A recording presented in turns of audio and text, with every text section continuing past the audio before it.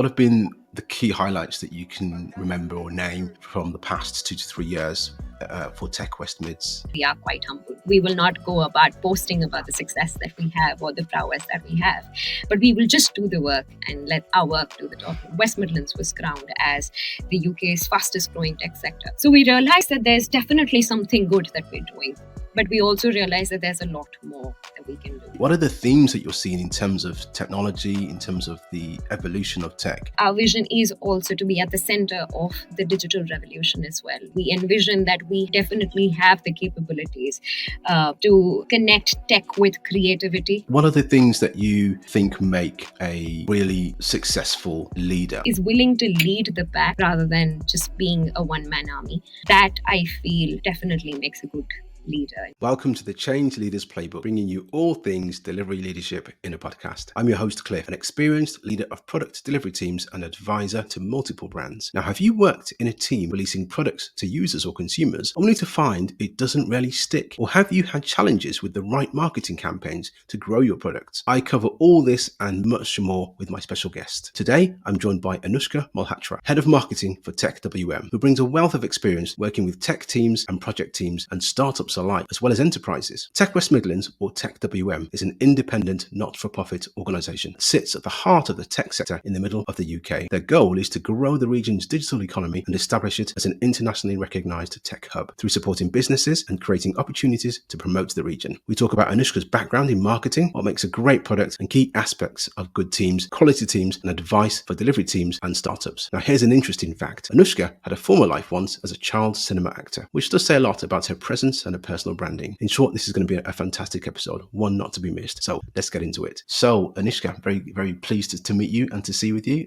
So hi. Likewise, hi, and it's a pleasure. It's a pleasure to be on this podcast as well. And yeah, I'm looking forward to an exciting, insightful conversation. Fantastic, great. So Anushka, tell us a bit more about you, how you got into your role in marketing and your background, how you got to where you are at the moment. Ooh, well, isn't it always a very tough question when someone asks you, tell me something about yourself? I mean, while we are speaking about podcasts, you see so many of them talking about what is the best way to introduce yourself. But I would like to introduce myself as an unconventional storyteller. I mean, well, I am a marketer, of course. So I will be using words that is going to entice the audience as well. But yeah, I like to identify myself as a storyteller because I feel communication is so critical and so important. Just, to kind of communicate what is it that you do, what are the products that you're offering, what are the services or rather, what is the value that you're giving to the.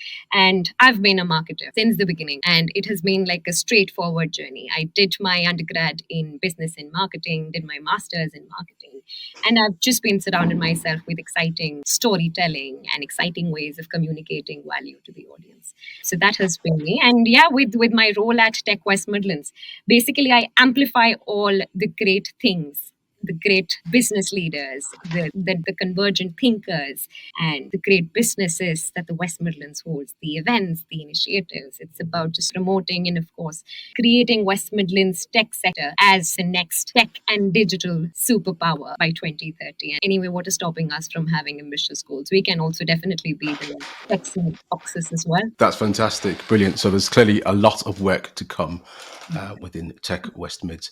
What have been the key highlights that you can sort of remember or name from the past 2 to 3 years for Tech West Mids? I mean, we started off with a very humble vision back in 2019, to be honest. It started off with Birmingham Tech Week. And the idea was conceived with that if London is having a London Tech Week, what is stopping us from having Birmingham Tech Week as well? So we started off and I was quite fortunate to be a part of the inception of Birmingham Tech Week as well back in 2019. And yeah, the idea was just to celebrate and inspire people, get people together and showcase the world, the prowess that Birmingham as a city and the West Midlands as a region holds as well. And of course, because it was our first time doing it, we did not set high expectations. We said that, it would be good for us to have a few speakers who can share their thoughts, share some sort of knowledge that people can use. And we were humble enough to expect like about 500, 600 people to turn up for the event. right? But it was massive. We had over 5,000 people just come together, and that in fact even made us realize that our community as a West Midlands tech sector is so collaborative. Like everybody wants to come together. They want to help people. They want to inspire. They want to do big things. But at the same time, we are quite humble. We will not go about posting about the success that we have or the prowess that we have, but we will just do the work and let our work do the talking. So it started off with that. And then through that, we realized that, and of course, in 2021, I think we were crowned, West Midlands was crowned as the UK's fastest growing tech sector. So we realized that there's definitely something good that we're doing, but we also realized that there's a lot more that we can do because there are so many complexities, because everything is just so fragmented, and that is why Tech West Midlands was formed. It's about connecting people within the ecosystem. It is about helping them to give that access so that they can navigate through the complexities of it. Is about promoting and amplifying the goodness that the West Midlands tech sector has. And it is also about transforming the critical aspect of any region and just realizing what are the good things that are working and improving on the things that need a little more work as well. Brilliant. Thanks for that. And I'm also mindful of the fact that whilst the West Midlands tech sector is the fastest growing, there's a lot to come. So what are the themes that you're seeing in terms of technology, in terms of the evolution of tech that this region is starting to get involved in and potentially lead on? What are the key themes that you are seeing of late? So the interesting bit about West Midlands as a region is that, of course, Birmingham was known as the city of thousands. We started off with the Industrial Revolution, so our region has the potential, and our vision is also to be at the center of the digital revolution as well. We envision that we definitely have the capabilities to kind of connect tech with creativity, and to create innovation, create startups, create those businesses that have the potential to become global superpowers and global tech trailblazers as well. And I think what is actually helping us achieve that is the people. We have such a diverse total talent pool. We have such a supportive, collaborative community. We have easy access to leaders who are willing to share their experiences, willing to help startups and scale ups grow. We have people who are willing to come together to help us realize that vision. So I feel, and of course, you definitely have your infrastructure, you have investments, you have all these things, which are the critical levers and the drivers. But what I feel that is helping us is, and that is definitely going to take us where we want to be. Brilliant, amazing. And I've personally seen and worked with quite a few pretty innovative people over the past few months and years even, actually, all centered around this area, and it's great to see. It's great to be part of it. So bearing that in mind, then what are the things that you think make a really successful leader? I'm going to shift gears a bit, because you've worked with quite a few leaders, you've worked with quite a few startups, and you've seen from afar and close. What are the traits that you've seen that actually make successful from what you've seen? So I have, like you rightly mentioned, that I've worked with quite a few leaders in my experience, and I was born and raised in India, so I have experience of working with Indian leaders. I have experience working with leaders across different origins as well. But one thing that I've realized, and of course there are good leaders, there are bad leaders as well. Not necessarily bad people, but they may not know the best way to lead people. What I feel, it's as humans, we like agency, we like control, and of course there is a thin line there. You cannot be excessively controlling over things. But as individual, be it as a team player or a team leader, just as individuals, we like that agency. What I've realized is that when your leader entrusts power in you and lets you decide things, that kind of, I feel, and also is willing to guide you, is willing to give you critical feedback, is appreciating you as well, and is willing to share knowledge with you, it's pretty much is willing to lead the pack rather than just being a one-man army. That I feel definitely makes a good leader, in my opinion. Fantastic. Yeah, and I've certainly been at the receiving end of that to a degree, and learnt from leaders in that front. Definitely sharing knowledge, and in many respects taking a back seat and empowering people. I've Yes. recognized as being Yes. pretty powerful, really, Yes, as a leader. absolutely. I mean, all of us are creatures of control, right? I mean, you feel if I dip my toes into psychology as well as individual, people tend to feel extremely anxious when they don't have control of a situation, they don't have control over things, and they're just almost probably forced to do something that maybe they not be willing to do. So when you tend to give agency to them, when you make them feel empowered, make them feel valued, make them believe that their opinions matter and they're equally important to the organization, that kind of creates that drive within them also to perform a lot better, if that makes sense, because they feel it is the choice that they have made. They are onto this journey of living the values of the organization, living the vision of the organization, and they have been entrusted with that power to deliver that. They will definitely do a better job than forcing them to do something that they're just doing half-heartedly. Indeed, indeed. Amazing. Really insightful. So I want to talk a bit more about the teams that you've worked in. So again, you and I have had some time working together briefly, too short, of course, not long enough. And, I know that you will have seen how teams work pretty well together to deliver projects, but not just projects, but the outcomes that projects provide. What are the things that you've seen that you think actually make a successful team in terms of the way that they work together, as well as the output that they produce? That's actually quite an interesting question. I mean, essentially, I think I came across this concept of a culture fit or a star fit when it comes to cultural organization. I think it was on a podcast by Adam Grant, and he mentioned, which I completely and totally resonate with as well, that having a team that is more of built on a commitment culture, that for me, I personally feel works very well. And when I speak of commitment culture, that means that they're aligned with the values and the vision of, and it could be a business or it could be a product. It could be like, when I'm speaking about a culture fit, it could be particularly for the development of the product or just any business. So that kind of, I think, works really well. But the caveat here or the risk here is that you tend to put similar people together, but there may not be diversity of thought, because probably you're just weeding out people who may have different thought processes. So I think the right balance between the key players within the team is really important. You cannot have everyone, say, for example, who is too critical, because if everyone is too critical in the team, no product will fly off the ground because they will only find faults. We need someone to give that sense of enthusiasm that, hey, there is some merit into developing this certain idea as well. So I think finding the right mix is extremely important, while all of them are aligned towards delivering value or realizing the vision or realizing the mission that they're working towards.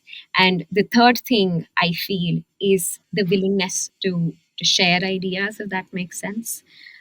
What I have realized in my past experiences working with teams, and when I'm asked to give them feedback of how could this arrangement have been better, my only feedback to them is just open up, share. No idea is stupid, if that makes sense. I mean, an idea without execution is hallucination, but until and unless you communicate what the idea is, you will never know what the potential that idea holds. So yeah, that's my take on a successful team. Fantastic. And let's talk a bit more about product. Mhm. So, maybe what is a product and what could that be? But what makes a great product to you? Because clearly, those of us that are in a delivery community, we're out there to deliver game-changing Mhm. features, products, and outcomes, really. This is quite a broad one, but in your experience as a marketer, what Mhm. makes a great product to you? Well, let me put you on a spot this time. Let me ask you. You are the specialist in this field. You tell me, what is a Amazing. So there are many types, and many of us look at things in terms of just what is physically tangible. So you could be building, some form of machinery or great software or great app. For me, I would say a great product, or a product in the first instance, is something that has an audience, a community of users that has a purpose to deliver an outcome.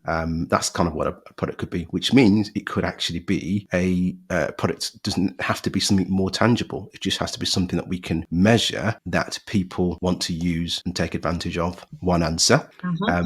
And I won't answer for you in terms of what makes it great, but I think for me, it's more about whether it fits its initial criteria, but actually whether it is evolving, whether it can evolve to achieve something that almost is beyond what it originally expected to achieve. Well, There's some great products that have done that. yeah, that is quite interesting actually, because when you speak of in I mean, we've of course had all these these models of the 4 Ps of marketing is product, price, place, promotion. So essentially, there's always like a tangible thing associated with this, with the concept and the ideology of what a product is. But yeah, it is quite an interesting thought around what product can actually mean.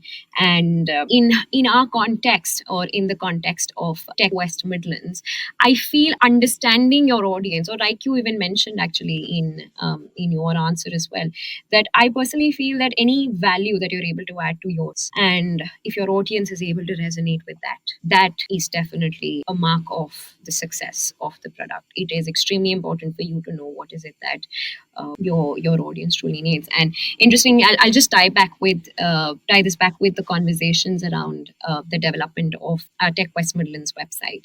And of course, you always have these great ideas of how can you be more innovative, how can it be a lot more tech focused, and it's just adding those glam to it so that it feels like it's a tech website.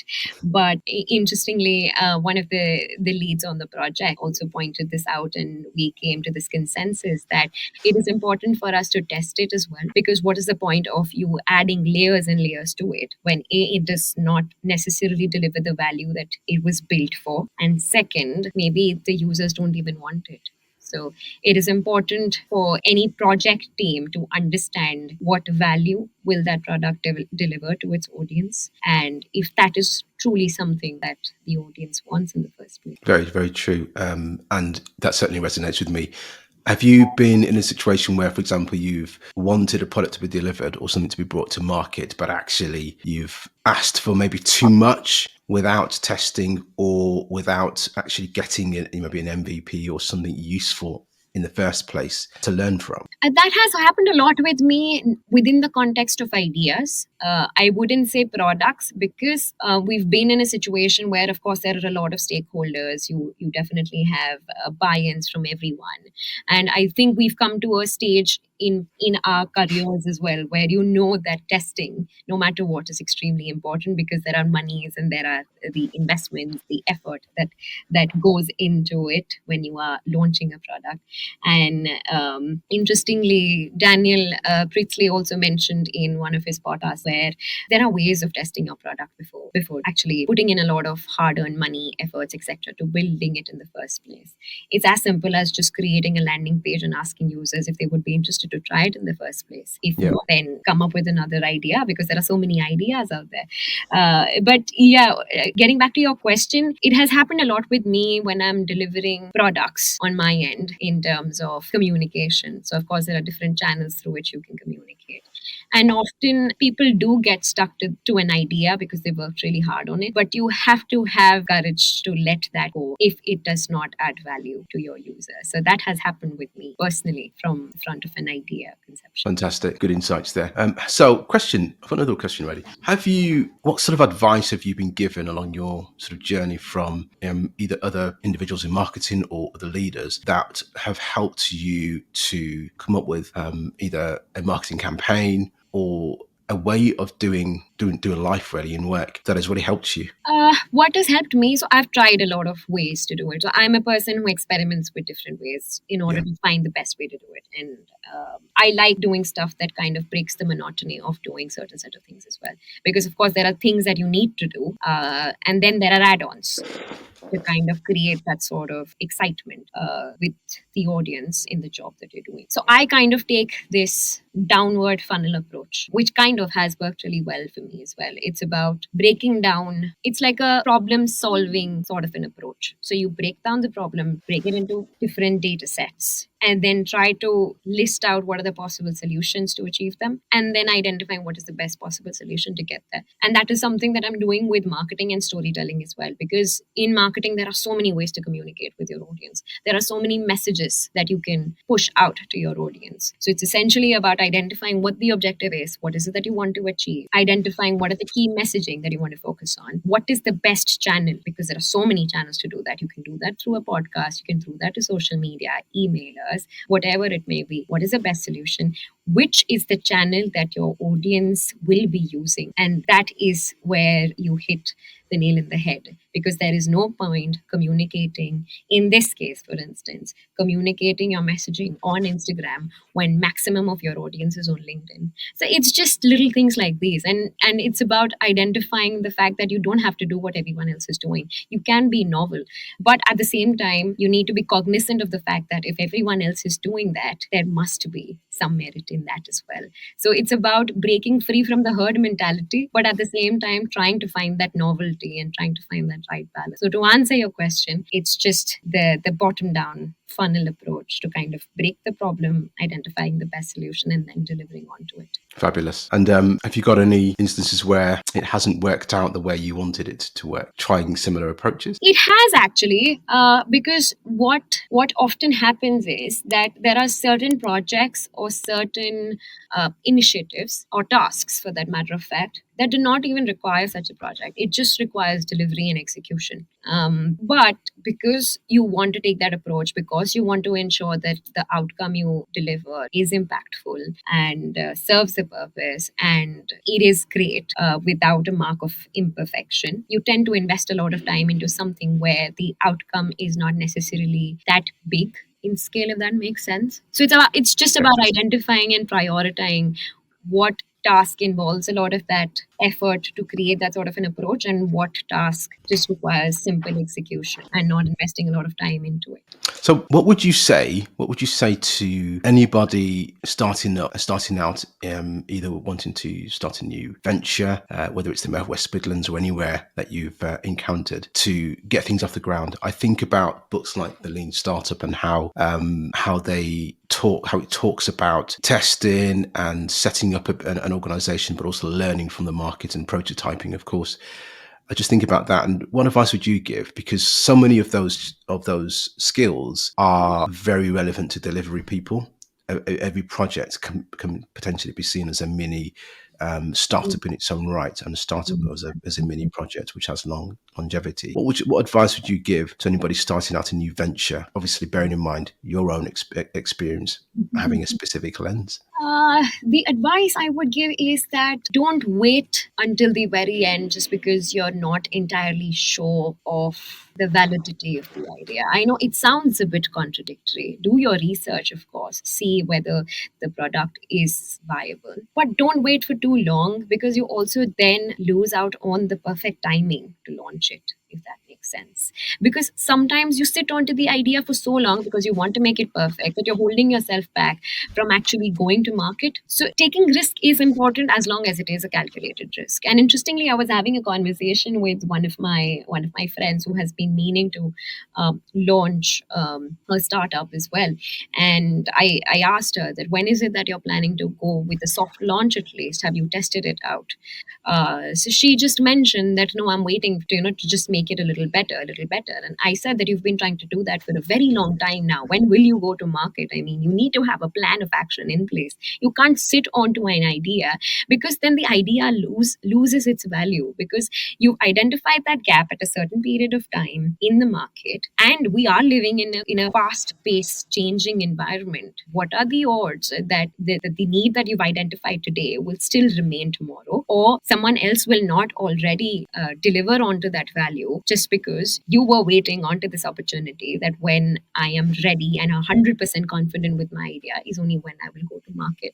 So the advice that I would give to people is that get a plan of action with a timeline ready and stay committed to your idea, to yourself. Of course, if when you test it out, you get a contradictory opinion, then just chuck that idea and come up with something else. But once you've done that, once you've got substantial feedback, get on with it. But also at the same time, calculate if the risks are not too high, then what's the harm of actually testing it out and creating your MVPs? Brilliant. That's something I will certainly learn from, and have learned from as well, for sure. Appreciate that.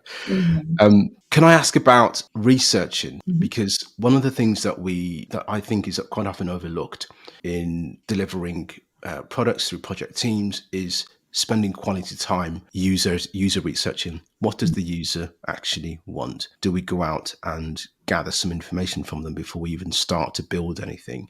I suspect a lot of that is similar in terms of marketing the product as well, knowing Yeah. which channels to use, Yeah. which communities to go for. Mm-hmm. How Mm-hmm. important is user research when you go to market? I think that you can definitely start because, of course, user researching involves a lot of time, energy. But of course, there are different ways in which you can do user research. You can do surveys, focus group discussions, interviews, quantitative and qualitative surveys. So there are a lot of ways in which you can do it. But you can start off small. For example, if we're starting off with an idea, bounce off that idea within your cloud, within your network. Just get their feedback. But of course, you need to be mindful of the people you're bouncing your idea off. If they're your cheerleaders and rooters, they will only see it from a rosy lens. They might not be quite critical about the feedback. But at the same time, if you go up to challengers who will just critique your idea, they might just pull you back from actually trying it out. So it's important to find the right mix of people to bounce off that idea first. And then, yes, I would say it is critical that at every stage, and you identify what the right stages are, but it's important that at every stage, you get your user testing in place so that you kind of validate your idea and validate yourself as well, because you'll be able to back that. And it is not just for self-esteem or self-confidence that you're doing that. Even when going forward, you are willing to raise investments, you are going to investors, or you're pitching your idea, they need data. They want to see that it has been backed by data and users are willing to use it. There is some scope of scalability in the future as well. So yeah, to answer your question, user research and user testing is extremely critical and important for any business or product development as well. We did that for the website also. I mean, the stakes were not too high. We did that for the website at each stage, for be it for designing, be it for the different features that we were considering as well. And we've had some unexpected outcomes that kind of challenge your notion as well. And it is a good reality check for yourself also to understand that what you believe of your audience, that may not be the case when you actually ask them for their opinion. Fabulous. Yeah, I totally agree. It's one of those often overlooked and often not very well funded aspects of Mhm. delivering change Mhm. and releasing something out there to a market. So how important then for you is, and I know this is a loaded question because it's what you do, how important is marketing a product, and what challenges have you had marketing products Oh, to an audience? And then, and in amongst that, if you don't mind, how important is the actual delivering the right thing to the right. in comparison to marketing it the right way? Yeah, yeah, absolutely. I think both of them go hand in hand. And for all the ones who are into different fields, be it accounting or be it any other field in business, I might get a bit of a lashing there from what I'm about to say. But Peter Drucker, in fact, has also mentioned that there are two very important, or the sole important uh, functions of a business are marketing and innovation. And I'm sure the finance guys are going to be like, oh no, money is extremely important. Maybe business is Of for the course. money. But it is about innovation and it is about marketing. And that interestingly also fits in well with your question, because you mentioned how important is it to deliver the right thing and to market it the right way. That's where innovation and marketing comes into picture. And because both of them go hand in hand, no matter how much of effort you put into selling the product, no matter how great your marketing campaign is, no matter how great your storytelling is, if the product does not deliver value, if it does not resonate with the audience, you're not going to create any sales. They're not going to buy your product. You will not have returning customers, and it's going to be hard for you to acquire new customers. And the same way, if you have an amazing product, but that is just sitting there, people don't know it, you are targeting the wrong audience through the wrong channels. It's just going to be sitting there lying around without being able to add value to the audience. So I think both of them go hand in hand and both of them are equally important. Dare I ask if there's been any instances where you've potentially marketed something away that you probably wouldn't have liked to, had you known? So I have been someone who has never shied away from sharing my opinions or critiques when I feel that something may or may not deliver onto or deliver the value that customers are looking at. But of course, sometimes you get caught up in the hierarchy of decision making as well, right? Sometimes you have to do your job unless and until you're at that level in your organization or in your career where you have the decision making powers and you can refute or go against the consensus. So there have been times where I've had to deliver the product, but in those cases, as a marketer, then all I am doing is assessing the impact that I've created on those measures and metrics only. So I'm not necessarily looking at sales conversions. Then I'm only looking at reach. I'm only looking at impact, the number of people it has reached, the conversion rate, etc., and not necessarily the sales that marketing campaign has driven for the organization. So that's usually my way around it because that's all I can do. Great. So now I want to ask you a couple of more questions. One about your heroes. You've mentioned a few people that you follow. Mhm. Who are your leadership heroes, Mhm. and why? Who's your top two or three? Top two or three leadership heroes. Oh, that's quite a tricky question, and Very, may, yes. I might come across as someone who is extremely narcissist if I say that I don't necessarily have any heroes. I do have people and coaches to look up to, but there are certain values that I admire of them because nobody is perfect, to be honest. Nobody is perfect. But of course, there are ways in which, I mean, Steve Jobs. Oh my God. And the reason why, okay, fine, I would say that he is one of my marketing gurus and marketing geniuses. It's also because of his background. He worked at Pixar when he kind of changed the entire marketing strategy for Apple. And look at the job that he's done. I mean, the way he's communicating, and interestingly, if you speak of it, if you think of Apple's marketing strategy, it is less about the features and more about the users. He has created the users as the hero in their story. It is not about the the products or the feature of the phone. It is about, okay, we are empowering you to be the change makers. You are the new generation. You are the leaders. You are the next gen. And we are giving you the control over your own privacy, if that makes sense. So it's just the different ways in which you resonate with the audience and you reach out to the audience.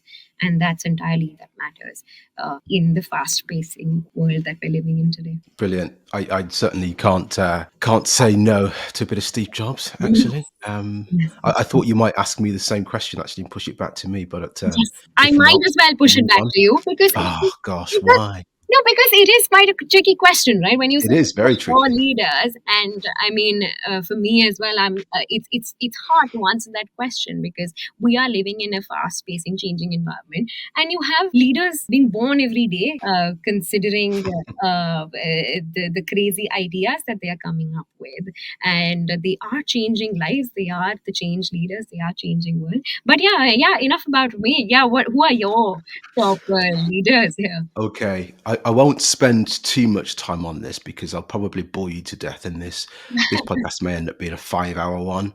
But so Elon Musk is a definite, and now that Interesting. you asked, yeah, Yes. surely because he's divisive, absolutely. However, he's also very product focused, but he's Mm, also very future focused. And yeah. in future, we're not talking the next 5 years as a roadmap.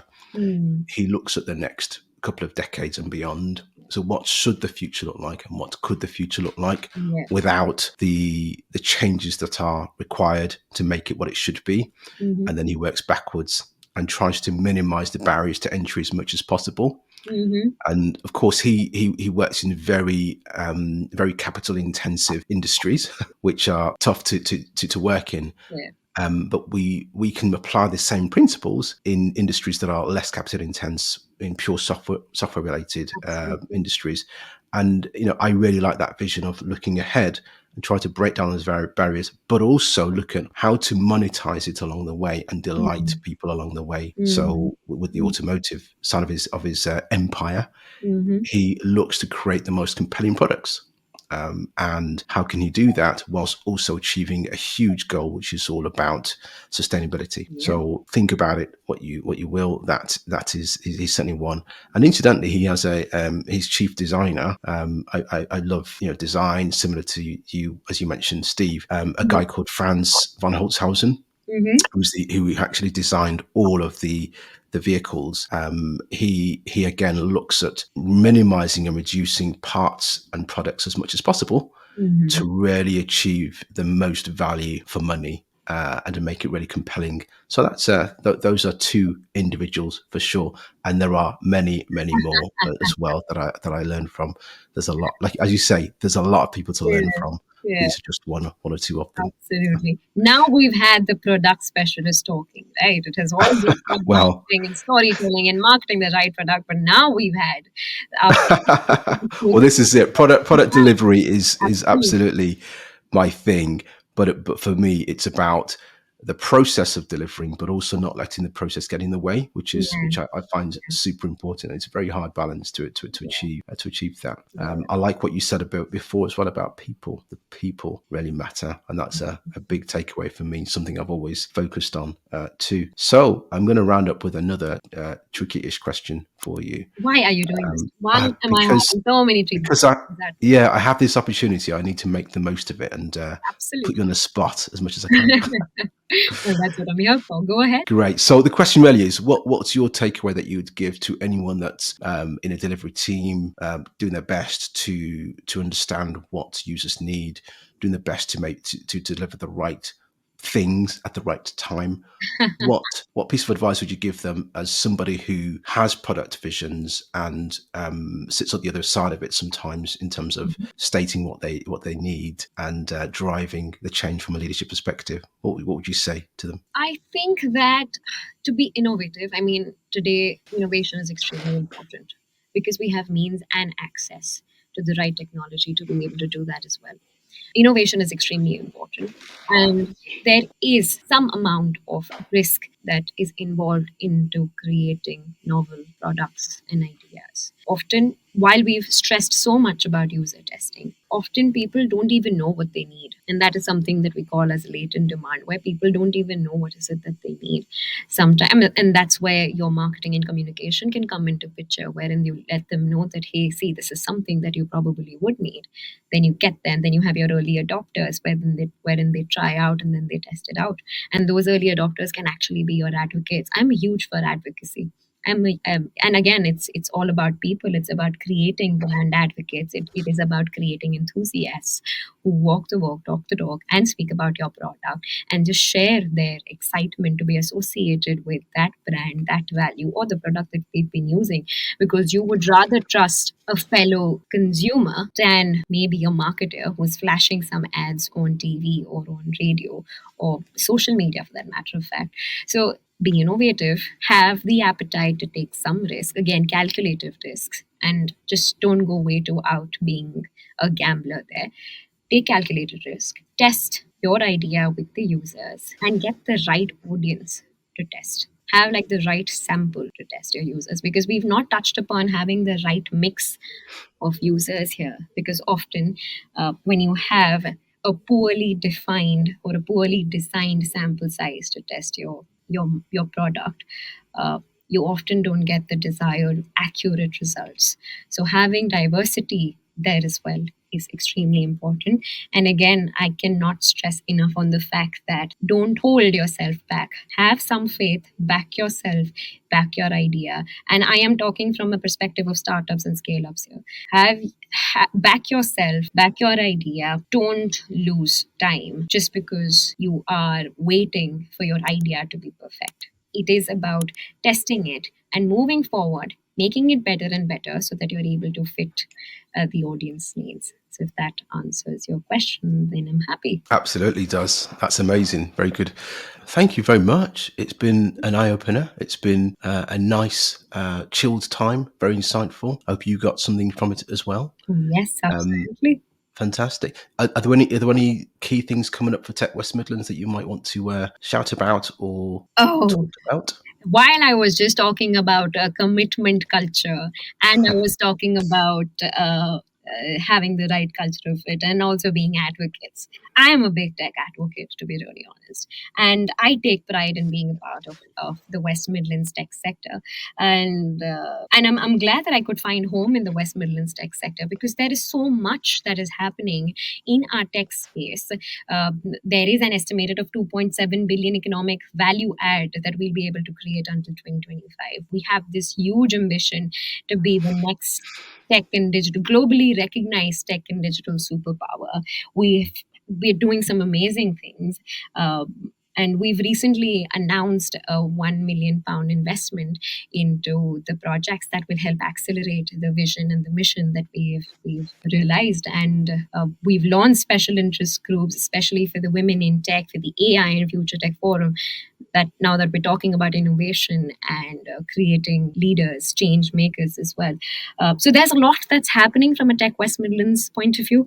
But yeah, the next big thing is, of course, Birmingham Tech Week. That's going to take place in October from the 21st to the 25th. And yeah, it's going to be a massive celebration, inviting everyone within the ecosystem to just come and celebrate, get inspired, and share knowledge, resources, add value, and just have a good time and celebrate the successes of the people in the West Midlands tech sector.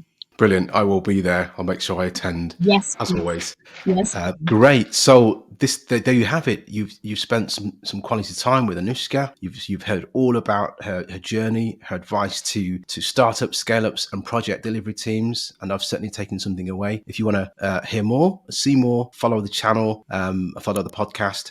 And if you want to give some advice or have some ideas as well, feel free to message me directly on mail@changeleadersplaybook.com. And thanks again, Anushka. See you all soon. Thank Bye. you so much, Cliff. Bye bye.